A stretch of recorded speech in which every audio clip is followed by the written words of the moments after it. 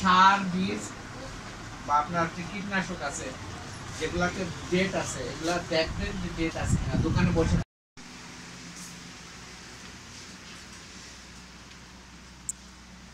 level ये के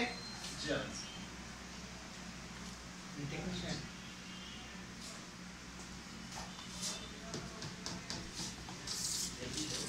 কোথা থেকে পড়াশোনা করছেন সিটি ম্যানেজমেন্ট ইনস্টিটিউট আসছে তো